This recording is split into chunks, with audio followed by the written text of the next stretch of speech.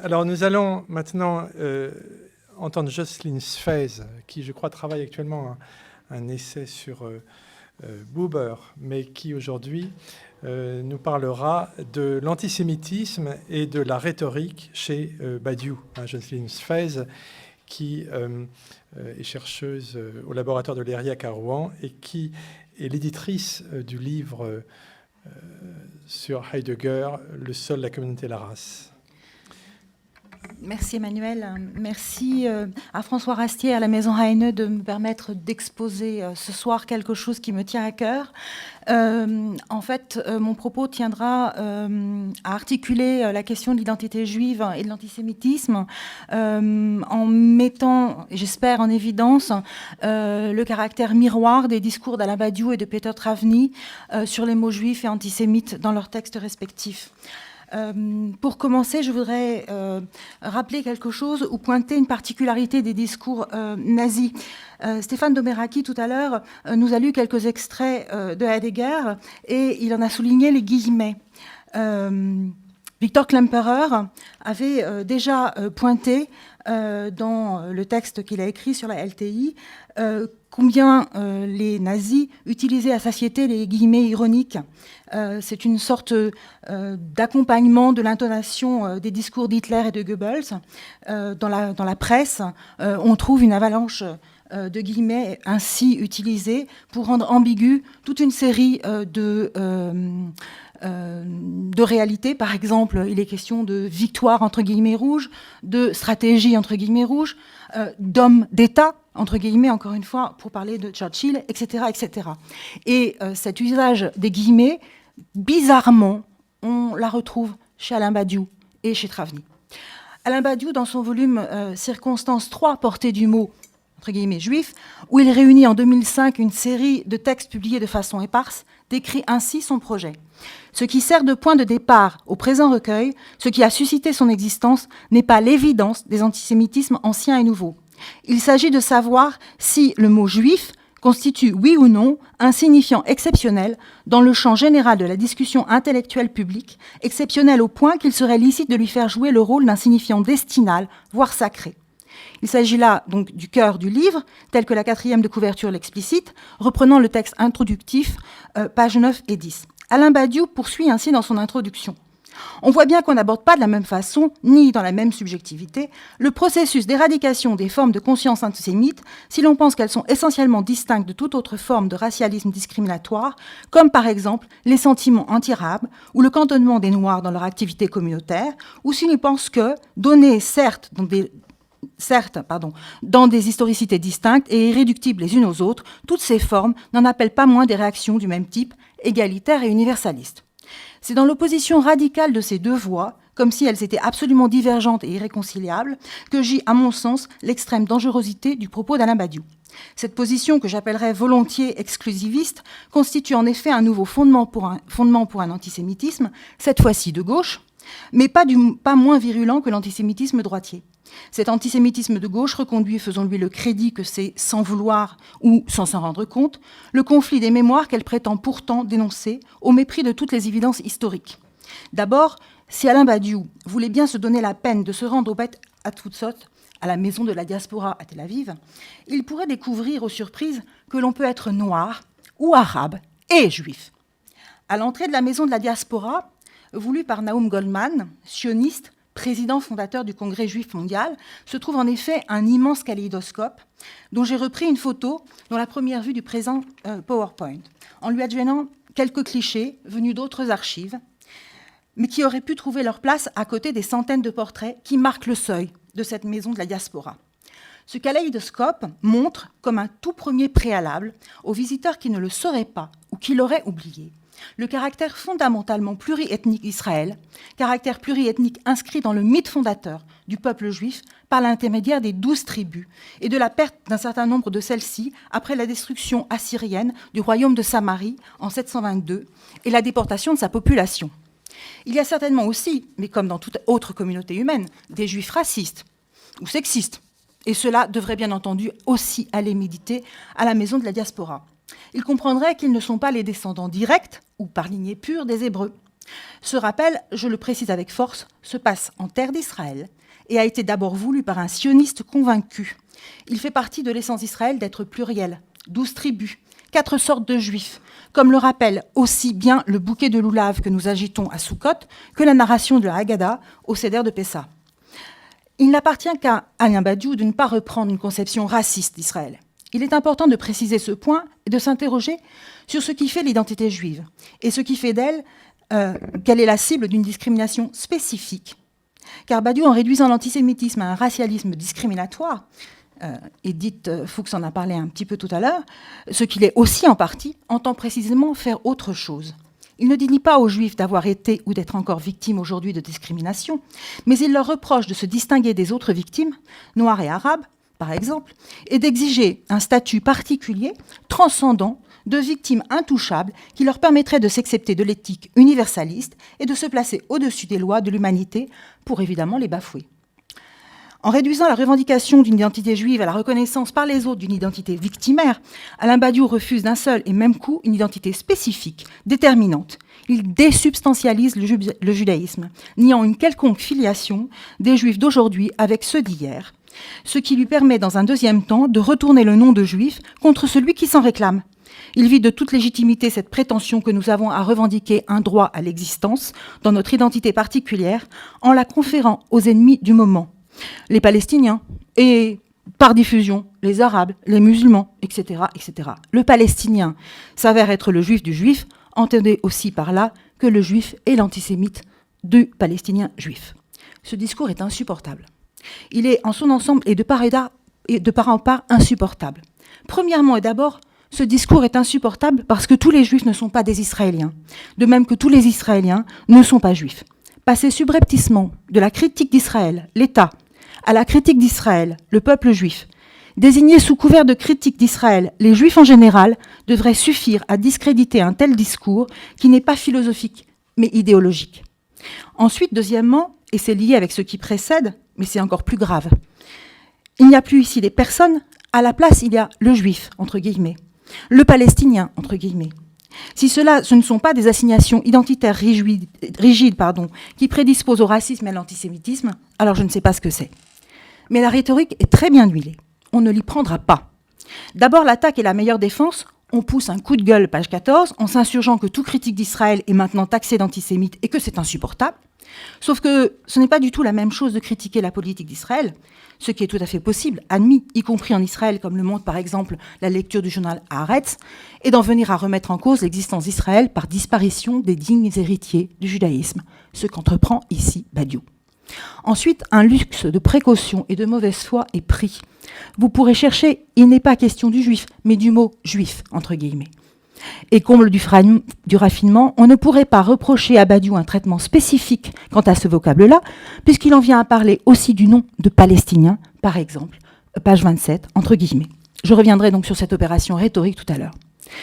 Il faut en tout cas d'ores et déjà le redire ici fort et haut et fort, il n'y a pas le juif, mais des juifs, il n'y a pas le palestinien, mais des palestiniens, il n'y a même pas le judaïsme, mais des judaïsmes. C'est une blague bien connue que dans une synagogue, à la choule, là où deux juifs discutent, il y a 3 opinions en présence. C'est une blague, mais cela dit quelque chose. Une certaine résistance ou robustesse au risque de vouloir faire un en faisant disparaître les altérités subjectives. L'unité dans le judaïsme reste toujours une unité plurielle. Enfin, troisièmement, c'est insupportable parce que, ici, c'est dire que les Juifs n'ont pas été victimes puisqu'ils sont les bourreaux d'aujourd'hui et que c'est au nom d'avoir été victimes qu'ils s'autorisent d'être bourreaux aujourd'hui. Excusez-nous d'exister. Bientôt, ça va être la faute des Juifs s'ils ont été victimes. Je reprends le texte de Badiou. Dans l'élément idéologique victimaire qui constitue l'artillerie de campagne du moralisme contemporain, cette extermination sans précédent vaut paradigme. Elle soutiendrait à elle seule la nécessité morale, légale et politique de tenir le mot juif, entre guillemets, hors de tout maniement ordinaire des prédicats d'identité et de l'installer dans une sorte de sacralisation nominale. L'imposition progressive du mot Shoah pour désigner, entre guillemets, la destruction des Juifs d'Europe, peut être considérée comme une étape verbale de cette sacralisation victimaire. Il semble admis que là, tenez-vous bien, je souligne, la grâce d'avoir été une victime incomparable se transmet non seulement aux descendants et aux descendants de descendants, mais à tous ceux qui tombent sous le prédicat concerné, fussent-ils des chefs d'État ou d'armée en train d'opprimer sévèrement ceux dont ils ont confisqué les terres. Outre, je le souligne encore, c'est lassant à la fin, mais il faut peut-être y revenir, que juifs, sionistes et israéliens, ce n'est pas la même chose, contrairement à ce que laisse entendre ici Badiou. J'aimerais qu'on m'explique depuis quand un juif, un seul, a déclaré avoir eu la grâce d'être une victime incomparable. Une victime est une victime, et même lorsque parmi les millions de victimes il y a eu des salauds, ce n'est pas une hypothèse, c'est une certitude, cela ne leur enlève rien, mais absolument rien, au fait qu'ils ont été victimes. Les victimes n'avaient rien demandé, elles s'en seraient bien passées, comme les enfants de ces victimes et leurs petits-enfants. Là-dessus, Badiou est loin d'être clair. Je cite encore, que les nazis et leurs complices aient exterminé des millions de gens qu'ils nommaient juifs, entre guillemets, ne constitue à mes yeux aucune légitimation nouvelle du prédicat identitaire concerné. Personne n'a dit le contraire. Nous ne cherchons pas une légitimation. Nous sommes ce que nous sommes et nous souhaitons seulement exister. Personne n'a dit le contraire, sauf lui, Badiou. Un peu plus loin dans le volume, je vais y revenir. Dans le texte qui ouvre le recueil et qui date de 82, Israël, le pays du monde où il y a le moins de juifs, point d'interrogation, on trouve les assertions suivantes. Les juifs sont le nom de notre réel, un nom glorieux de notre histoire, tout spécialement de notre histoire philosophique, scientifique, artistique et de notre histoire révolutionnaire. Puis, les nazis abattus, le nom de juif est devenu, comme tout nom de la victime d'un effroyable sacrifice, un nom sacré à bon droit. Vous remarquerez qu'il n'y est question que de noms, et jamais d'individus. Les individus, eux, sont quantité visiblement négligeable, et il faut l'entendre jusqu'au bout. Que la principale menace, reprend-il, sur le nom des Juifs vienne d'un État qui se dit juif ne peut surprendre. L'ennemi extérieur, comme l'étaient les antisémites nazis, peut attacher et tuer votre être physique. C'est la loi de la terreur et de la guerre. Mais la perte du nom et du sens viennent toujours de l'intérieur, car il s'agit de céder sur sa propre essence, et toute désidentification suit un processus immanent. L'État d'Israël est la forme extérieure de nature coloniale qui a prise la sacralisation du nom des Juifs. Céder sur sa propre essence, difficile, quand Juif est devenu un nom abstrait. Et il faut entendre ce qui se dit là. Le principal ennemi des Juifs n'est pas extérieur. Ce n'est plus l'antisémite. Ce n'est pas le nazi. Le principal ennemi des Juifs est intérieur. Ce sont les Juifs eux-mêmes. Pire donc que les nazis. Attendez, ce n'est pas fini. Après s'être arrogé leur nom, je répète, les Juifs sont le nom de notre réel, un nom glorieux de notre histoire. Badiou écrit maintenant, page 26, « Cette pensée sacralisatrice est étrangère à tout ce qui est d'universel, s'est présentée dans notre histoire sous le nom des Juifs, comme aussi bien avec leur communauté irréductiblement forte d'être minoritaire, à tout ce qui s'est présenté dans la richesse de sa singularité. Oui, le nom des Juifs est mis en péril par l'État juif. » La question posée en guise de titre, Israël, le pays du monde où il y a le moins de juifs, n'était donc, on le voit, qu'une question rhétorique. L'État d'Israël, où vivent certains rescapés de la grande catastrophe, ce que signifie au sens propre Shoah en hébreu, et leurs descendants, mais aussi des gens installés là depuis très longtemps, bien avant la création de l'État d'Israël, ou plus récemment, revendiquant en tout cas leur judaïsme, et non pas, je vous rassure, simplement des gens qui avaient été désignés par les nazis et leurs turiféraires, cet État d'Israël n'est pas le vrai Israël, le Vérous Israël. Je vous signale qu'on nous l'a déjà fait. Souvenez-vous donc, c'est bien connu, le Vérous Israël, depuis Paul de Tarse et le christianisme européen triomphant. Ce sont les chrétiens. Les juifs testadoura, dans leur entêtement, ont délaissé l'esprit de leur loi. Le Vérous Israël, ce ne sont pas les personnes là-bas en Israël ou ici en diaspora qui perpétuent une certaine culture, lisent le texte, respectent les 613 commandements ou un peu moins, mangent cachère ou pas tout à fait, se retrouvent en certaines circonstances pour se raconter leurs histoires, chanter, rire, vivre, méditer et se disputer en hébreu ou dans les langues vernaculaires de la diaspora. Bref, ce ne sont pas ceux qui se reconnaissent de l'intérieur juif. Le Vérous Israël, c'est celui qui abolit toute identité particulière, soit pour se réduire à un universel abstrait, soit pour incarner la souffrance à l'état pur. Car vient éroder, dit-il, il s'agit de l'État d'Israël, l'achèvement de l'inversion du sens qui serait le projet d'un génocide, des Palestiniens. Déjà la volonté de les disperser à tout prix, de les chasser toujours plus loin, de les anéantir en toute occasion, de tirer sur leurs enfants, est affichée, menée avec esprit de système. Il se constitue dans le monde, terrible recommencement, une diaspora palestinienne. Faudra-t-il que les noms des Juifs deviennent ce dont procède à l'ancienne place ainsi désertée, la nouvelle errance, et que palestiniens, entre guillemets, soit le nouveau nom des vrais juifs. Au-delà d'une dénonciation en tout point calomnieuse, n'est-ce pas là pourtant faire de manière absolument contradictoire pour un autre le geste que Badiou considère comme illégitime pour un juif, réduire l'identité juive à une identité de souffrance. Le juif n'existe que pour autant qu'il souffre, victime de l'antisémitisme nazi ou de l'antisémitisme israélien. Par conséquent, les juifs ne sont pas des juifs, ils ne souffrent plus, ils font souffrir. C'est tellement gros que cela passe. Soit dit en passant, c'est oublier un peu vite qu'on peut malheureusement mourir, ici, maintenant, assassiné à Jérusalem, à Toulouse, Bruxelles ou Paris, précisément parce qu'on a été désigné ou reconnu comme juif. Dans son livre L'éthique, publié en 1993, Badiou écrit encore « Le nom de juif a été le nom des noms pour désigner ce dont la disparition créée autour de la substance allemande, promue par le simulacre Révolution nationale socialiste », je ne mets pas les guillemets, mais il faudrait les mettre, un vide suffisant pour identifier la substance, le choix de ce nom renvoie à son lien évident avec l'universalisme, à ce que ce nom avait en somme de déjà vide, c'est-à-dire de connecter à l'universalité et à l'éternité des vérités. Cependant, pour autant qu'il a servi à organiser l'extermination, le nom de juif est une création politique nazie qui n'a aucun référent préexistant. C'est un nom dont personne ne peut partager l'usage avec les nazis et qui suppose le simulacre et la fidélité au simulacre, donc la singularité absolue du nazisme comme politique. Au nom d'un universalisme abstrait, de l'éternité des vérités, de l'adresse à tous, Alain Badiou nie le droit à l'existence concrète des personnes se déclarant juives après la Shoah, car le nom de juif ne recouvrirait plus que ce que les nazis en ont fait, une création politique nazie qui n'aurait aucun référent préexistant. Pour vous en donner la preuve, alors, je vous pointe quelques images attestant et quelques données attestant de la plurisécularité historique du peuple juif, n'en déplaise aussi à Shlomo Sand. De sorte que se revendiquer du judaïsme aujourd'hui, vouloir vivre sa vie particulière avec son attachement à des traditions multiséculaires, en revendiquant de pouvoir les suivre sans en être inquiété, cela, au mieux, n'a pas de sens. Vivre en tant que juif après la Shoah ne pourrait être souhaité par personne.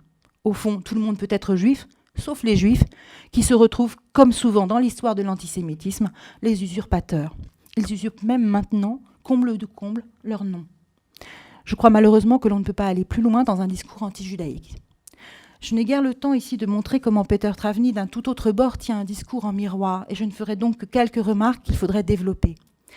Si pour Badiou, le nom de juif doit être réservé à celui à qui est fait le plus grand tort, on s'étonnera à ce propos qu'il soit attribué non pas aux Tchétchènes, aux Syriens, aux Kurdes, aux chrétiens d'Orient ou à d'autres encore, mais de manière absolument exclusive aux Palestiniens, qui doivent de surcroît apprécier particulièrement de se voir affubler ce signifiant.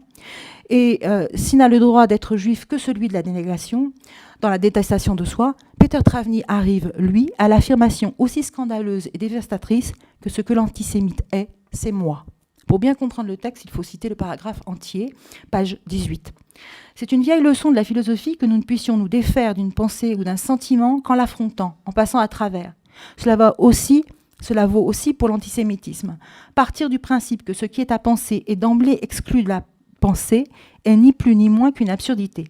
Si l'on part d'une hypothèse de ce genre, mieux vaut simplement renoncer à penser. La question cependant est autre. L'antisémitisme s'avère résistant. Croire que l'antisémitisme c'est les autres est un faux fuyant. Ce que l'antisémite est, c'est, entre guillemets, moi. Page 18 donc. Remarquez que comme Badiou, Travny utilise des guillemets. Et ces guillemets sont lourds de sens. Les guillemets ici ne sont pas mis autour du mot antisémite. La réalité de l'antisémitisme et de l'antisémite n'est pas déniée. L'antisémite s'avère résistant, déclare Travny. L'antisémitisme est reconnu, mais non pour être dénoncé, pour être universalisé et être en fait un fait du sujet pensant, puisque cette fois-ci, c'est, guillemets, moi qui suis ce qu'est l'antisémite. Par la même occasion, ce moi est à peine un moi. Il vacille d'être mis entre guillemets, à la fois découvert dans son antisémitisme radical et couvert, exonéré en quelque sorte. Cela ne change rien à l'effet produit, il n'y a plus d'antisémites. Et Heidegger, dont il s'agit de prendre ici la défense, ne l'est pas plus qu'un autre, puisqu'on ne peut plus juger quelqu'un d'antisémite, parce que nous le serions tous. Tous antisémites, donc personne antisémite. Aucun juif, donc tous juifs. Et Badiou ira en 2006, dans les temps modernes, jusqu'à affirmer sans rire que le juif, c'est moi, entendez, c'est lui. Le passage relevé dans La liberté d'errer avec Heidegger de Travny mériterait un commentaire complet, dont je n'ai pas le temps ici, au-delà de celui qu'en font Michel Konalimi et Francis Cohen dans le cas Travny. Mais repérez ceci, que je n'endosserai pas pour ma part l'assertion que les antisémites, c'est les autres, et que par conséquent, je n'accepte pas non plus que ce que l'antisémite est, c'est moi. De qui se moque-t-on ? Personne ne dit que les antisémites, c'est les autres. Qu'il y ait de l'antisémitisme est certain. Voyez les échanges entre Koulibaly et les otages de l'Hypercacher, par exemple, en janvier 2015. Cela signifie qu'il y a des antisémites. Non pas que les autres, tous les autres sont antisémites. Par conséquent, même en pensant que je est un autre, l'antisémite, ce n'est pas moi. Cela, évidemment, pointe vers la question de l'identité. Et pour refuser cette identité universellement vide, j'allais faire un lapsus, ou réduite à la persécution, je voudrais finir par une fenêtre ouverte sur ce que pourrait être une identité juive aujourd'hui. D'accord. Voilà. C'est pour vous montrer qu'on pouvait être juif et non pas un juif de la persécution, ni un juif de la négation. Qu'il y a possibilité d'être autre chose que ce que M. Badiou veut que nous soyons. Voilà.